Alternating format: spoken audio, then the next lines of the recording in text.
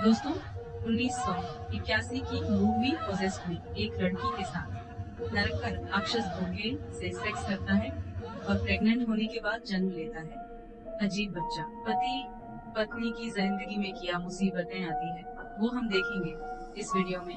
अगर आप चैनल पर नए हैं तो ऐसी और वीडियोस देखने के लिए चैनल को सब्सक्राइब जरूर करें। कहानी शुरू होती है जर्मनी से, सुनसान शहर बर्लिन में।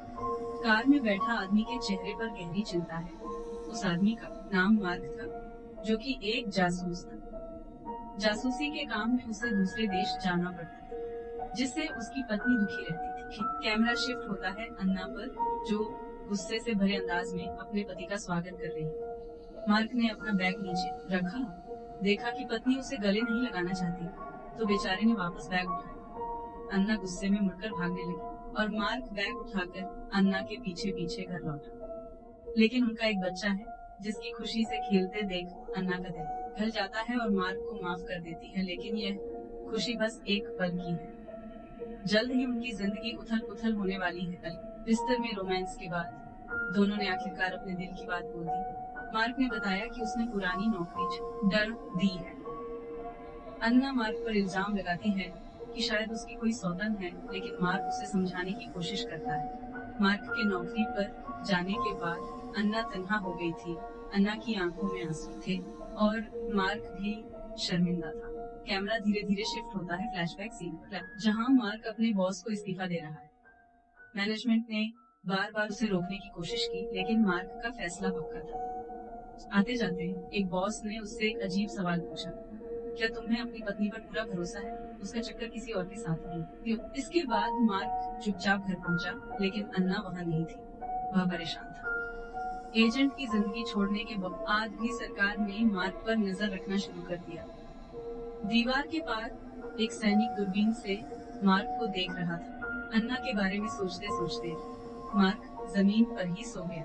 अचानक फोन की घंटी बजी।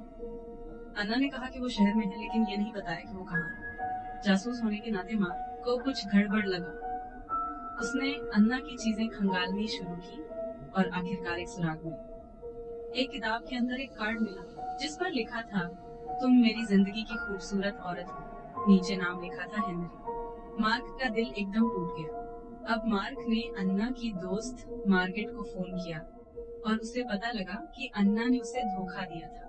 इसी बीच फिर फोन की घंटी बजी।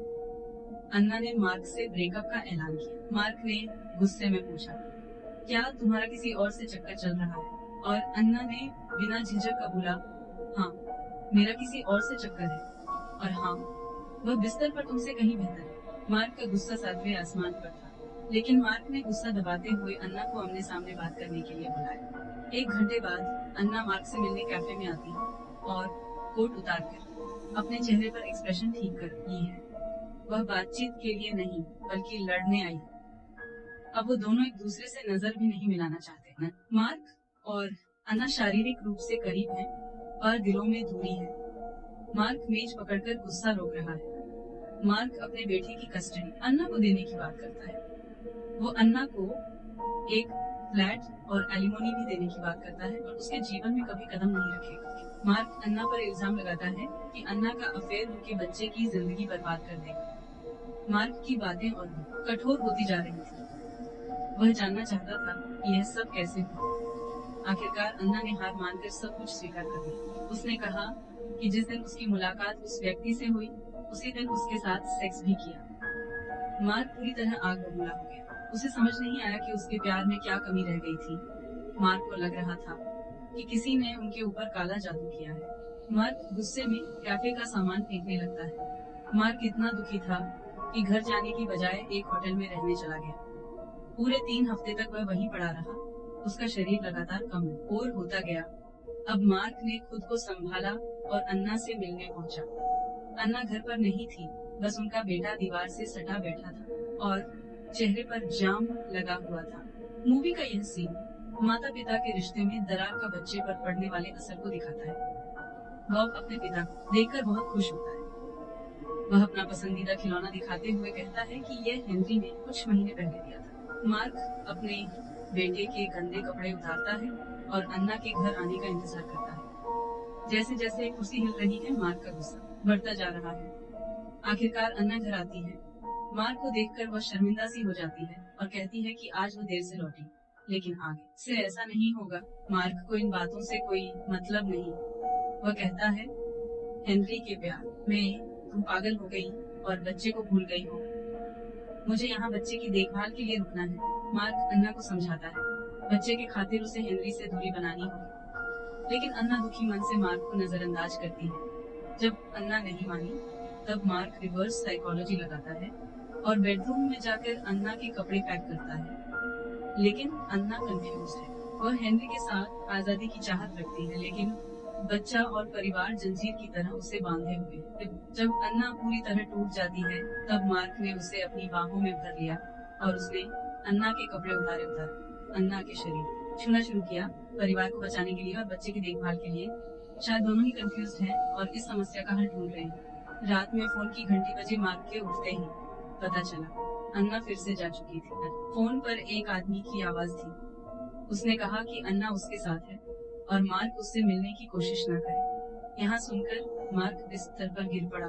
बगल में अन्ना की छोड़ी हुई चिट्ठी थी, जिस पर लिखा था, मार्क उसे ढूंढने की कोशिश ना करे तो बेहतर रहेगा। मार्क ने अन्ना की दोस्त मार्गरेट से हेनरी का नंबर लिया, पर फोन हेनरी की माँ ने उठाया। उसने कहा अन्ना वहाँ नहीं है, लेकिन मार्क को यकीन नहीं हुआ। उसने फोन नंबर डायरेक्टरी से हेनरी का पता ढूंढा। अगले दिन मार्क बॉब को स्कूल छोड़ने गया। उसे वहाँ एक लड़की दिखी। उसने गौर से देखा, ये तो ठीक अन्ना जैसी दिखती। पूछने पर पता चला कि वो बॉब की टीचर थी। उसका नाम था हेलेन। मार्क ने सोचा, दोनों इतने एक जैसे कैसे हो सकते हैं। अगले सीन में मार्क सीधे पहुंचा हेनरी के घर। हेनरी ने मार्क के साथ प्रेम से बात की। हेनरी लगातार मार्क के शरीर छू रहा था और महिलाओं की आजादी की बातें कर रहा था। सारा दोष अन्ना पर डालते हुए हेनरी कहता कि वे 1 साल से साथ हैं और अन्ना चुप चुप कर मुझसे मिलती थी। अन्ना मेरे साथ बिस्तर में खुश है। यहाँ सुनकर मार्क को गुस्सा आया और हेनरी का हाथ झटक दिया और मार्क ने अन्ना को घर में ढूंढना शुरू किया, लेकिन वो कहीं नहीं मिली। दोनों में अचानक हाथापाई शुरू हुई और हेनरी ने मजाक उड़ाते हुए बोला, बिस्तर में तो तुम कमजोर हो ही, तुम बिस्तर के बाहर भी मेरा मुकाबला नहीं कर सकते। मार्क आकर हेनरी ने फिर से मजाक उड़ाया और बोला, तुम्हारे जैसे नामर्द को अन्ना जैसी खूबसूरत लड़की कभी नहीं अपनाएगी। जब मार्क घर लौटा तो देखा अन्ना बॉब के साथ खेल रही है। बच्चे के जाने के बाद मार्क का गुस्सा फूट पड़ा। उसने अन्ना से पूछा कि वो कहाँ गई थी और अन्ना ने कहा, मैगी के घर। लेकिन मार्क उस पर इल्जाम लगाने लगा कि वो हेनरी के घर गई थी, जिससे अन्ना का गुस्सा भड़क गया और बोली कि वो अकेले रहना चाहती है। तुम मुझे एक पल के लिए अकेला नहीं छोड़ते, मुझे हमेशा के लिए शांति चाहिए। मार्क ने बच्चे का हवाला देते हुए अन्ना को मैनिपुलेट करने की कोशिश की। अगर तुम बच्चे की भलाई चाहती हो तो तुम्हें हेनरी को छोड़ना होगा। अन्ना बताता है, शादी के बाद वो डिप्रेशन में चली गई है, लंबे टाइम से खुद की फीलिंग्स को दबा रही है। अब वो टूटने के कगार पर है और हेनरी उसकी फीलिंग्स को मार्क से बेहतर समझता है। मार्क की नौकरी के चलते वे दोनों कम मिल पाते थे। मार्क उसकी फीलिंग्स को नहीं समझ पाया। शायद उसे बस एक ऐसी पत्नी चाहिए थी, वो घर संभाल सके और बच्चे की देखभाल कर सके। पर अन्ना को ऐसी शादी नहीं चाहिए थी। मार्क से उसका शरीर और दिल कभी संतुष्ट नहीं हुआ। लेकिन जब अन्ना की मुलाकात हेनरी से हुई, हेनरी ने उसे समझाया कि उसके पति ने अन्ना को एक गुलाम की तरह ट्रीट करता है, उसकी जरूरतों को नहीं समझा, इसलिए वो मार्क से नफरत करती है। दूसरी तरफ मार्क बोलता है कि उसके पास जॉब की वजह से टाइम नहीं, परिवार के पैसे कमाने हैं। अन्ना ने बताया कि वो मार्क से प्यार का झूठा नाटक नहीं कर सकती। वो मार्क से नफरत करती है। अगर मार्क के साथ जबरदस्ती करेगी तो मैं खिड़की से कूद जाऊंगी और जान दे दूंगी। अन्ना के चेहरे पर हंसी थी, लेकिन आंखों में आंसू छिपे थे। वो इस बात पर रो रही थी कि उनकी शादी अब पूरी तरह अम हो चुकी है, पर हंसी इसलिए थी क्योंकि अब वो नई आजाद जिंदगी की शुरुआत करने जा रही है, जिस पर उसे गर्व था। मार्क का गुस्सा 7वें आसमान पर पहुंच गया और उसने अन्ना को जमीन पर पटक दिया और बोला, तुमने ही मुझे ऐसा करने पर मजबूर किया। हेनरी द्वारा पीटे जाने पर भी उसे इतना गुस्सा नहीं आया था, पर अन्ना की नफरत भरी बातें सुनकर उससे रहा नहीं गया। गुस्सा निकल जाने के बाद मार्क थककर दीवार से टिक गया। अन्ना तुरंत दरवाजा खोलकर भाग निकली। अन्ना को बाहर जाता देख मार्क डर गया कि शायद अन्ना वापस लौटकर न आए और वह तेजी से उसके पीछे भागा। इसके बाद मार्क ने धमकी दी कि अन्ना, अगर तू गई तो लौट कर मत आना। दरअसल वह अन्ना को हेनरी से मिलने से रोकना चाहता था, लेकिन अन्ना ने जाने पर जोर दिया। तभी अन्ना का एक ट्रक के साथ एक्सीडेंट होते होते बचा मार्क को समझ आया कि वो अब पहले की तरह अन्ना को कंट्रोल नहीं कर सकता। उसे तो मौत से भी डर नहीं लगता। क्या वो सचमुच पागल हो गई है? मार्क ने पलटकर देखा, पीछे बच्चे फुटबॉल खेल रहे थे। वह भी उनमें शामिल हो गया। अगले सीन में मार्क उदास होकर घर लौट रहा था। रास्ते में उसकी मुलाकात मार्गरेट से हुई। मार्क का उदास चेहरा देखकर मार्गरेट ने हंसते हुए कहा, मैं तुम्हारे दुख को कम कर सकती हूँ। उसने मार्क के खून से अपने स्वेटर को उतारने में मदद की और उसके पीछे पीछे गली में चली गई, लेकिन मार्क ने कोई इंटरेस्ट नहीं दिखाया। अगले सीन में मार्क ने एक प्राइवेट डिटेक्टिव को अन्ना की जांच के लिए काम पर रखा। मार्क और डिटेक्टिव की बातचीत से हमें पता चलता है कि एना ने 1 साल पहले अपनी नौकरी छोड़ दी थी। मार्क घर लौटकर बॉब को कंबल उठाता है। बेडरूम में मार्गरेट बिस्तर पर लेटी है और मार्क का इंतजार कर रही थी।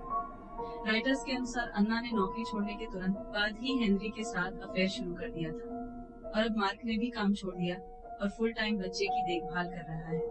धीरे धीरे अब मार्क को अन्ना की तन्हा और थकान भरी जिंदगी की असली समझ आने लगी। मार्क अन्ना से बात करना चाहता है, लेकिन अन्ना मार्क से नजरें चुरा रही है।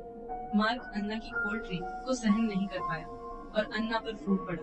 उसने अन्ना से पूछा, तुम मुझसे इतनी नफरत क्यों करती हो? आखिर तुम चाहती क्या हो?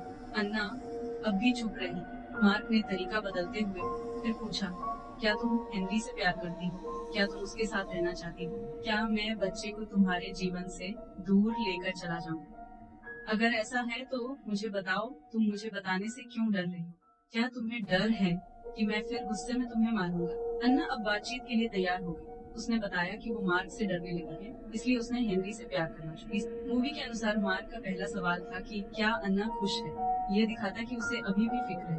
अन्ना को मार्क का प्यार नहीं उस हुआ उसे मार्क को चोट पहुंचाने और बच्चे की परवाह न करने पर शर्मिंदगी हुई, इसलिए उसने खुद को खत्म करने का रास्ता चुना। तभी मार्क अन्ना को बचाने के लिए मुड़ा और बाहर ले गया। उसने अन्ना से कहा, तुम ही मेरी दुनिया हो। अन्ना को शांत करने के बाद मार्क किचन में गया और उसने खुद को चोट पहुंचाकर अन्ना के दर्द को समझने की कोशिश की या फिर अपने प्यार को साबित करने की। तभी अन्ना किचन में आई और बच्चे को स्कूल से लाने की गुजारिश की। दोनों ने अपना दर्द एक दूसरे से शेयर किया। घर से निकलने के बाद एना एक ट्रेन में चढ़ गई। जासूसी एजेंसी ने एक घंटे आदमी को उसका पीछा करने भेजा। अन्ना की बगल वाली सीट पर एक बेघर आदमी ने अन्ना से बिना पूछे केला ले लिया। ट्रेन से उतरने के बाद अन्ना को लगा कोई उसका पीछा कर रहा है। उसने अपनी चाल तेज कर दी और जल्दी से एक पुरानी बिल्डिंग में भाग गई। उसने अन्ना को घर में जाते देखा, उसका फ्लैट नंबर नोट किया और नीचे पब्लिक बूथ पर जाकर मार्क को बता दिया। लेकिन मार्क ने गहरी छानबीन के आदेश दिए। घंजे ने दिमाग लगाया और बिल्डिंग मेंटेनेंस का बहाना बनाया और अन्ना को दरवाजा खोलने पर मजबूर कर दिया। वो एक एक करके हर कमरे की जांच करने लगा। लास्ट में सिर्फ बाथरूम बचा था। अन्ना ने पूछकर शराब की एक बोतल खोली और जासूस को पीने के ऑफर किया, लेकिन जासूस का दिमाग सिर्फ काम में था। जब गंजा बाथरूम में घुस गया, अन्ना ने मुस्कुराते हुए शराब की बोतल जमीन पर गिरा दी। बाथरूम की लाइट्स बेहद धुंधली थी। गंजे को लगा जैसे कोई उसे घूर रहा है। उसने चश्मा लगाकर देखा तो राक्षस को देखकर हैरान रह गया। सामने आ गया। तभी अन्ना ने पीछे से जासूस पर हमला किया और राक्षस के हवाले कर दिया। क्या ये राक्षस ही है? अन्ना जैसी दिखने वाली स्कूल टीचर कौन थी? क्या मार्क अन्ना को बचा पाएगा? इन सभी सवालों के जवाब मिलेंगे दूसरे भाग में, इसलिए चैनल को सब्सक्राइब जरूर करें।